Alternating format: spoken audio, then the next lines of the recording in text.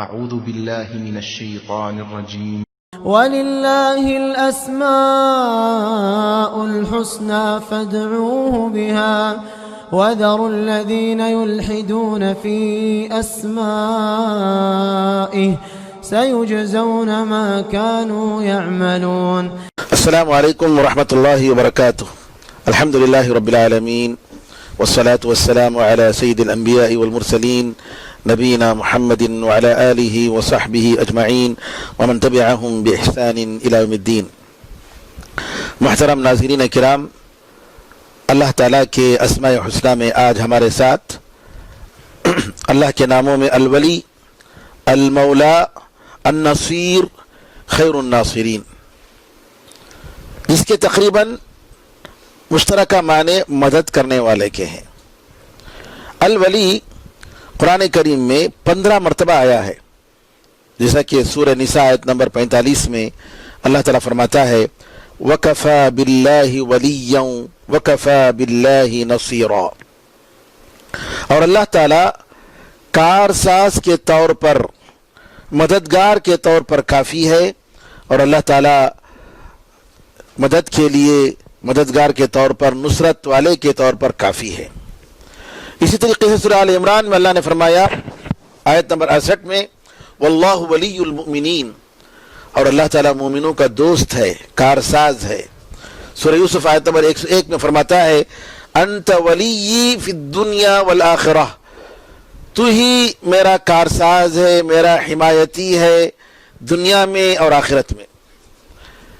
المولا 12 مرتبہ قرآن کریم میں آیا ہے، جیسا کہ قرآن کریم سورہ بقرہ آیت نمبر 286 میں اللہ تعالیٰ فرماتا ہے انت مولانا فانصرنا علی القوم الکافرین، تو ہی ہمارا کارساز ہے، تو ہی ہمارا مدد کرنے والا ہے، تو ہمیں کافر قوم کے خلاف ہماری مدد فرما. سورہ انفال آیت نمبر 40 میں فرماتا ہے نعم المولا ونعم النصیر، کیا ہی بہترین وہ آقا ہے، وہ سردار ہے، وہ مدد کرنے والا ہے، وہ کارساز ہے. اور اسی طریقے سے سورہ محمد آیت نمبر 11 میں فرماتا ہے ذَلِكَ بِأَنَّ اللَّهَ مَوْلَى الَّذِينَ آمَنُوا وَأَنَّ الْكَافِرِينَ لَا مَوْلَى لَهُمْ. یہ اس وجہ سے کہ اللہ تعالیٰ جو لوگ ایمان لائے ان کا دوست ہے، ان کا کارساز ہے، اور کافر ان کا کوئی دوست نہیں، ان کا کوئی کارساز نہیں.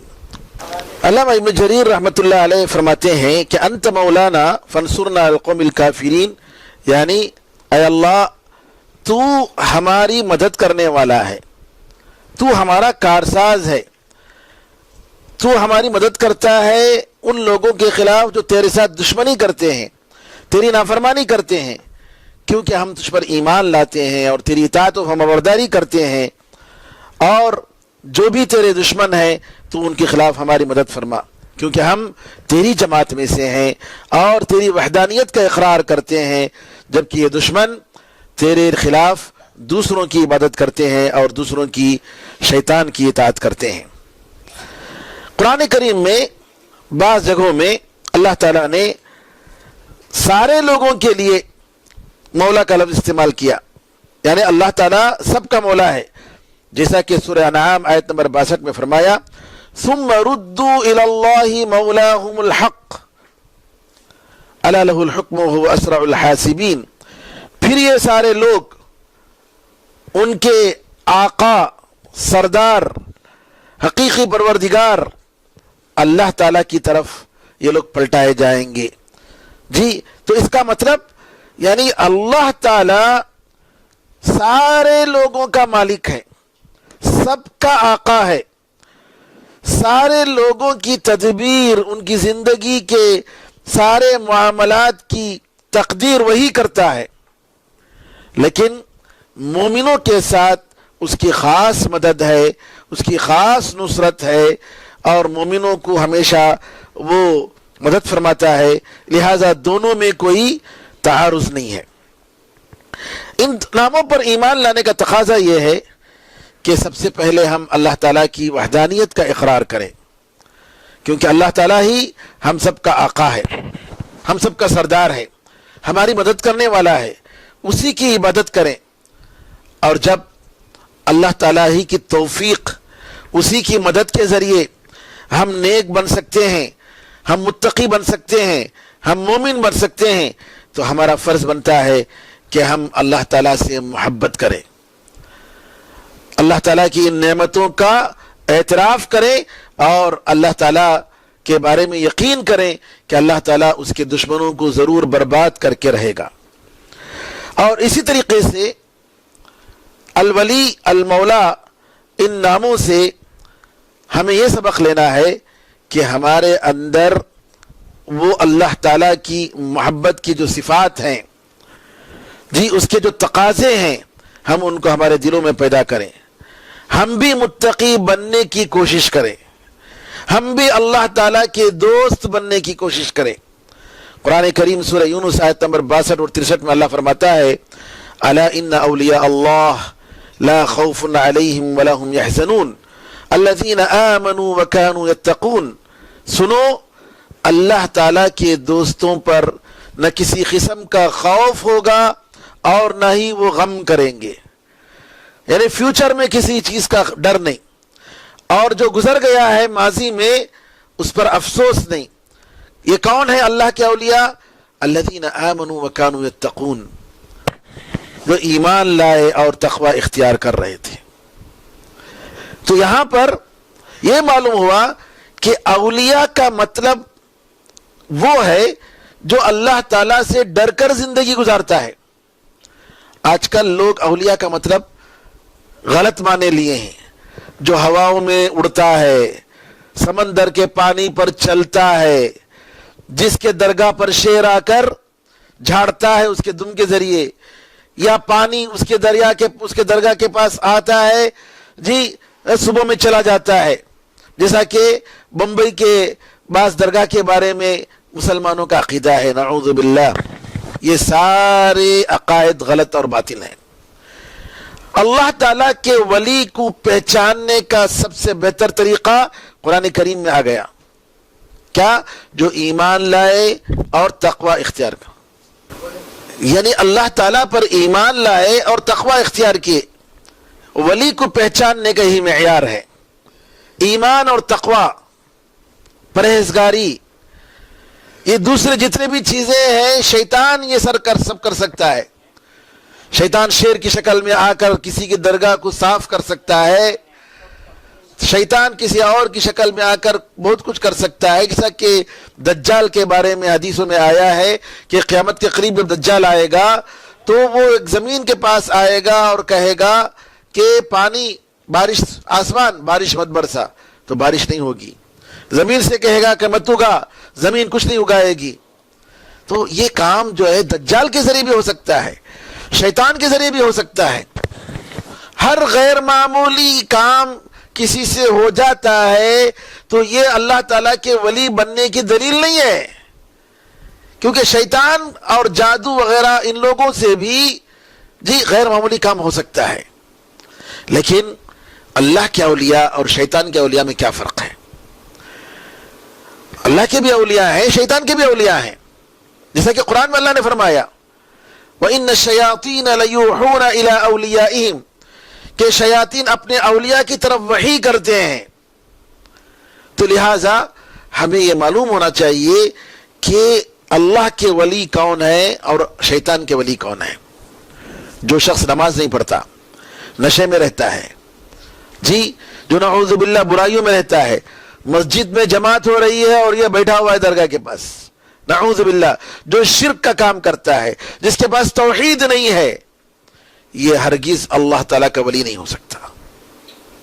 جو یہ کہتا ہے کہ میں دل سے نماز پڑھتا ہوں، یہ اللہ کا ولی نہیں ہو سکتا، چاہے غیر معمولی کام کتنے ہی سرزد ہو جائے۔ جی ہاں، قرآن میں اللہ تعالیٰ نے بتا دیا الذین آمنوا وکانوا یتقون، جو ایمان لائے اور تقوی اختیار کر رہے تھے، یہ اللہ تعالیٰ کے ولی ہیں۔ جو لوگ شیطانی کاموں کے ذریعے ولایت کا دعویٰ کرتے ہیں اور یہ کہتے ہیں کہ اللہ کے ولی ہیں، نعوذ باللہ، یہ حقیقت میں شیطان کے اولیاء ہیں، یہ اللہ تعالیٰ کے اولیاء نہیں ہیں۔ لہٰذا ہم مسلمانوں کو چاہیے ہم اس مسئلے میں جو کہ توحید اور شرک کا مسئلہ ہے، بہت ہی محتاط رہیں اور قرآن اور حدیث کے حدود سے باہر نہ جائیں۔ لوگ کیا کیا غلط عقیدہ رکھتے ہیں۔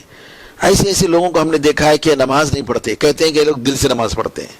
ارے نبی کریم صلی اللہ علیہ وسلم سکرات کے عالم میں آپ نے نماز نہیں چھوڑی جی، آتے ہیں دونوں صحابہ کے بیچ میں جی، پیر کو رونگتے ہوئے آتے ہیں نبی کریم صلی اللہ علیہ وسلم گھسیٹتے ہوئے، اور آ کر جو ہے مسجد میں محراب میں بیٹھ کر نماز پڑھاتے ہیں، اور یہ لوگوں کو جو ہے ہٹے کھٹے ہوتے ہیں اور کہتے ہیں دل سے ان کی نماز ہوتی ہے۔ نعوذ باللہ، یہ سب جو ہے لوگوں کو بیوقوف بنانے کے لیے ہے۔ لہٰذا ایسے لوگوں سے دور ہونا چاہیے اور قرآن اور حدیث کی تعلیمات پر عمل کرنا چاہیے۔ اللہ تعالی ہم سب کو حق کی شکل میں دیکھنے اور اس کی پیروی کرنے کی توفیق عطا فرمائے، اور باطل کو باطل کی شکل میں دیکھنے اور اس سے دور رہنے کی توفیق عطا فرمائے، آمین۔ اللہ تعالیٰ کے دو اور نام النصیر اور خیر الناصرین۔ النصیر قرآن کریم میں 4 مرتبہ آیا ہے۔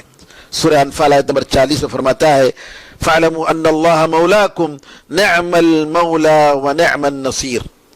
کہ اگر یہ لوگ اعراض کرتے ہیں، اس دین کو قبول نہیں کرتے ہیں، تو اللہ فرماتا ہے کہ تم جان لو کہ اللہ تعالیٰ تمہارا مددگار ہے، تمہارا آقا ہے، تمہارا کارساز ہے، اور وہ کیا بہترین کارساز اور کیا بہترین مدد کرنے والا ہے، بڑا حمایتی ہے، خوب اور بڑا مددگار ہے۔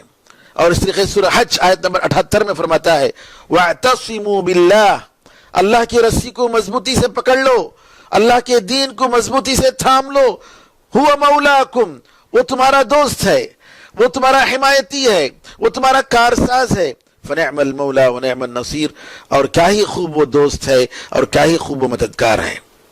الناصر خیر الناصرین سورہ آل عمران 150 قرآن کریم میں 1 مرتبہ آیا ہے بل اللہ مولاکم وہو خیر الناصرین، بلکہ اللہ تعالیٰ تمہارا مددگار ہے اور وہ سب سے بہتر مدد کرنے والا ہے۔ علامہ ابن جریر رحمۃ اللہ علیہ فرماتے ہیں کہ اے مسلمانوں، تم اللہ تعالیٰ کی طرف دوڑ کر آئے ہو، اور تم نے اللہ تعالیٰ کے ساتھ جنہوں نے کفر کیا ہے ان کو چھوڑ دیا ہے، تو اللہ تعالیٰ جو تمہاری مدد کرنے والا ہے، جو تمہارا آقا ہے، جو تمہارا کارساز ہے، اس کو مضبوطی سے پکڑ لو، اس کے دین کو مضبوطی سے تھام لو، اسی سے مدد مانگو اور دوسروں سے کچھ امید مت رکھو۔ اسی طریقے سے سورہ نساء آیت نمبر 45 میں فرماتا ہے واللہ اعلم باعدائکم، اللہ تعالیٰ تمہارے دشمنوں کے بارے میں خوب جانتا ہے، وکفی باللہ ولیہ وکفی باللہ نصیرا، اور اللہ تعالیٰ مددگار کے طور پر کافی ہے، اور اللہ تعالیٰ جی دوست کے طور پر، حمایتی کے طور پر کافی ہے۔ تو یہاں پر کہ اللہ تعالیٰ تمہیں مدد کرے گا تمہارے دشمنوں کے خلاف، جو تمہارے خلاف سازش کرتے ہیں ان کے خلاف تمہاری مدد کرے گا۔ اور اسی طریقے سے دوسری جگہ بھی آیا ہے۔ اب الناصر اور خیر الناصرین پر ایمان لانے کا تقاضا یہ ہے کہ ہم اللہ تعالیٰ کی مدد پر مکمل بھروسہ کریں۔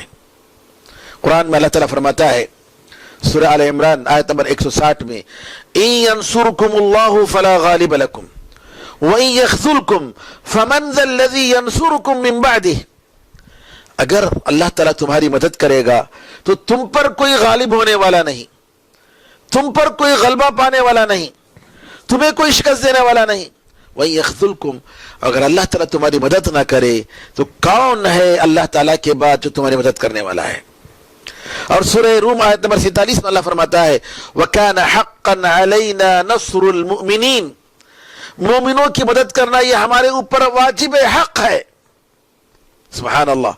اور اسی طریقے سے سورہ غافر سورہ مؤمن آیت نمبر 51 میں اللہ فرماتا ہے اِنَّا لَنَنْصُرُ رُسُلَنَا وَالَّذِينَ آمَنُوا فِي الْحَيَاةِ الدُّنْيَا وَيَوْمَ يَقُومُ الْأَشْهَادُ، بے شک ہم ضرور ہمارے رسولوں کی مدد کرتے ہیں اور جو ایمان لائے ان کی مدد کرتے ہیں، کہاں؟ دنیا کی زندگی میں بھی اور آخرت میں جب گواہ دینے والے کھڑے ہوں گے۔ یہاں علامہ ابن جریر طبری رحمۃ اللہ علیہ نے ایک اشکال ذکر کیا، پھر اس کا انہوں نے جواب بھی دیا۔ کہا کہ جو ہے بعض لوگ کہتے ہوں گے کہ اللہ تعالیٰ تو قرآن میں کہہ رہا ہے کہ ہم اپنے رسولوں کی مدد کرنے والے ہیں، مومنوں کی مدد کرنے والے ہیں، جبکہ ہم جانتے ہیں کہ اللہ تعالیٰ کے انبیاء میں، رسولوں میں کچھ ایسے رسول ہیں جن کو ان کے دشمنوں نے ان کو قتل کر دیا، ان کو قتل کرنے کے بعد ان کے ٹکڑے ٹکڑے کیے، جیسا کہ یحییٰ بن زکریا علیہ السلام، یا اور جیسے دوسرے بعض اسرائیلی روایتوں کے مطابق اشعیاء ایک نبی گزرے ہیں، ان کو بھی قتل کیا گیا۔ بعض ایسے کہ ان کے دشمنوں نے ان کو قتل کرنے کی کوشش کی، لیکن وہاں سے نبی بچ کر آ گئے، جیسا کہ ابراہیم علیہ السلام سیریا سے آپ جو ہے نکل کر بغداد کی طرف آ گئے۔ اسی طریقے سے عیسیٰ علیہ السلام جب قتل کرنے کی سازش کی یہودیوں نے، اللہ نے ان کو اٹھا لیا۔ تو لوگ سوال کر سکتے ہیں کہ اللہ کی مدد ان لوگوں کو کہاں رہی؟ اور آج ہم مومنوں کو دیکھ رہے ہیں کہ ہم مسلمان ہر جگہ پس رہے ہیں، ہر جگہ پٹ رہے ہیں، یہ اللہ تعالیٰ کی مدد کہاں ہے؟ یہ سوال آ سکتا ہے۔ تو یہاں پر انبیاء کے تعلق سے یہ جواب دیا گیا کہ اللہ تعالیٰ نے اپنے انبیاء کو ہمیشہ کامیاب کیا ہے، اور اگر کسی قوم نے اپنے نبی کو قتل کیا ہے تو اس کے بعد اس قوم کو برباد کر دیا گیا۔ اللہ تعالیٰ نے ان پر ایسے دشمن مسلط کیے جو ان کو ختم کر کے رکھ دیے، یہ تاریخ گواہ ہے اس بات پر۔ اور بعض انبیاء ایسے کہ اللہ تعالیٰ نے ان کی قوموں پر اللہ نے دنیا ہی میں عذاب نازل کر دیا۔ بہرحال یہ اللہ تعالیٰ کا غلبہ کہ اللہ تعالیٰ کی مدد اس کے انبیاء کے ساتھ، اس کے مومنوں کے ساتھ یہ برحق ہے۔ مومنوں کے ساتھ ایک شرط، وہ کیا ہے کہ ایمان والے اگر ہیں تب تمہیں اللہ کی مدد ملے گی، جیسا کہ اللہ نے فرمایا جی وَأَنْتُمُ الْأَعْلَوْنَ إِن كُنْتُم مُؤْمِنِينَ، اگر تم واقعی مومن ہو تو تم ہی بلند رہو گے۔ آج مسئلہ یہ ہے کہ ہم مسلمان حقیقت میں مومن نہیں رہے، ہمارے اندر ایمان نہیں رہا۔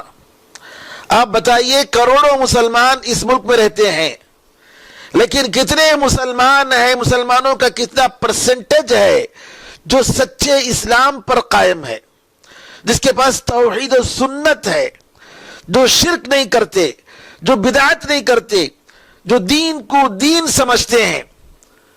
کتنے پرسنٹیج ہیں؟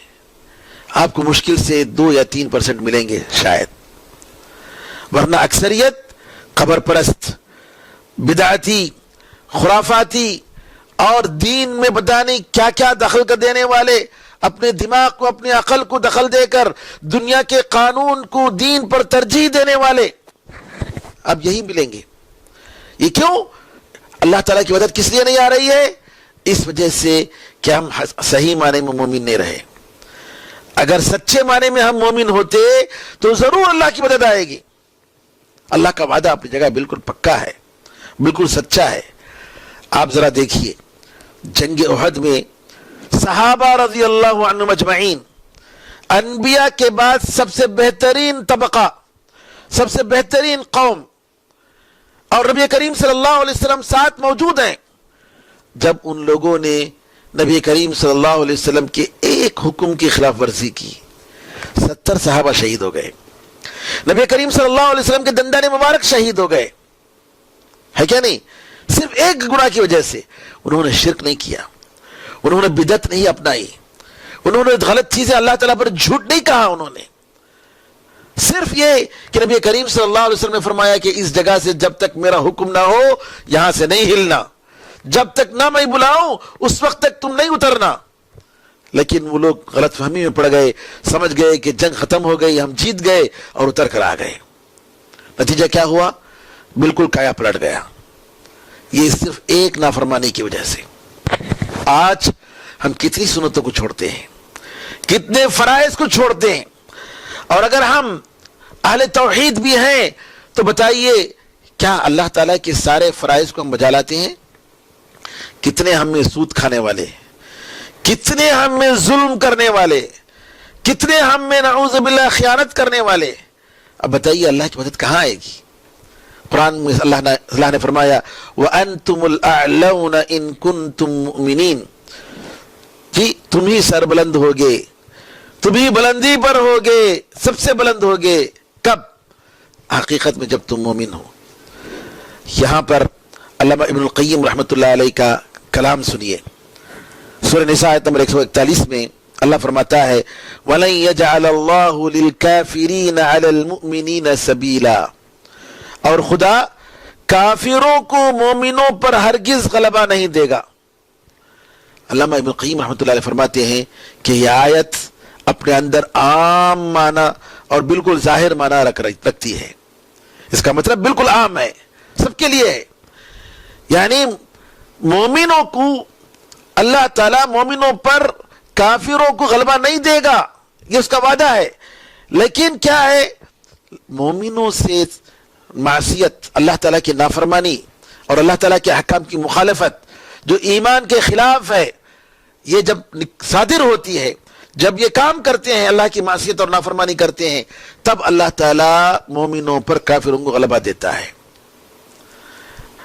اور تو اللہ تعالیٰ کی طرف سے یہ نہیں ہوا، بلکہ یہ خود مسلمانوں کی طرف سے ہوا، مسلمانوں کی اپنی غلطی کی وجہ سے، جیسا کہ احد کے موقع پر نبی کریم صلی اللہ علیہ وسلم کی معصیت کی وجہ سے ہوا۔ یہاں پر عمر رضی اللہ تعالیٰ عنہ کا جملہ مجھے یاد آتا ہے۔ عمر رضی اللہ تعالیٰ عنہ بعض روایت میں آتا ہے کہ عمر بن عبدالعزیز رحمۃ اللہ علیہ جب کبھی فوجوں کو بھیجتے تھے تو نصیحت کرتے تھے، کہتے تھے دیکھو تمہارے ساتھ اللہ تعالیٰ کے فرشتے ہیں، ان سے تم حیا کرو، یعنی گناہ مت کرو، یہ مت سمجھو کہ ہمارے ساتھ کوئی نہیں ہے۔ اور کہا دیکھو تمہارے دشمنوں سے بڑھ کر مجھے جس چیز کا تم پر ڈر ہے وہ تمہارے گناہ ہیں، وہ تمہاری نافرمانیاں ہیں، تمہاری نافرمانی کی وجہ سے تم ہار جاؤ گے، شکست کھاؤ گے۔ پھر کہا تم یہ مت کہو کہ جو ہے ہمارا جو دشمن ہے وہ ہم سے بڑا گنہگار ہے، وہ کافر ہے، وہ مومن نہیں ہے، وہ مشرک ہے، یہ مت سمجھو، کیونکہ اللہ تعالیٰ جو ہماری مدد فرماتا ہے وہ ہمارے ایمان اور ہماری اطاعت اور فرمانبرداری کی وجہ سے ہے، ہماری اطاعت اور ایمان کی وجہ سے۔ اور اگر ہم اللہ تعالیٰ کی نافرمانی کرتے ہیں تو ہم بھی گنہگار ہو جاتے ہیں، وہ بھی گنہگار ہو جاتے ہیں، برابر ہو جاتے ہیں۔ اور جب دونوں برابر ہو جاتے ہیں، اللہ کی مدد نہیں ہوتی ہے، تو اللہ تعالیٰ ان لوگوں کو ان کے ساز و سامان کی وجہ سے، ان کے مزید طاقت کی وجہ سے کیا کرتا ہے، ان کی تعداد کی وجہ سے وہ لوگ جیت جاتے ہیں۔ اور کہا تم یہ مت کہو کہ جو ہے وہ ہم سے زیادہ بدتر ہیں، وہ کافر ہیں، ہم اللہ پر یقین کرتے ہیں، نہیں، کبھی کبھی اللہ تعالیٰ اپنے بندوں کو ان کے دشمنوں کو ان پر مسلط کرتا ہے، اپنے بندوں پر مسلط کرتا ہے تاکہ ان کے گناہوں کا مزہ چکھائے، تاکہ وہ اللہ تعالیٰ کی طرف پلٹ کر آئیں۔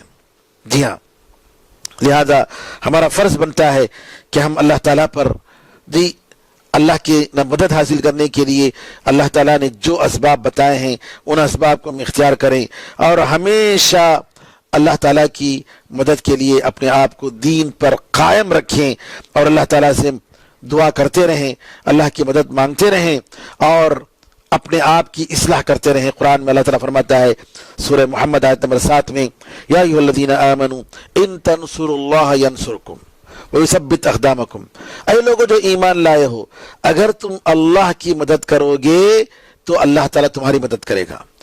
اللہ کی مدد کرو گے کیا مطلب؟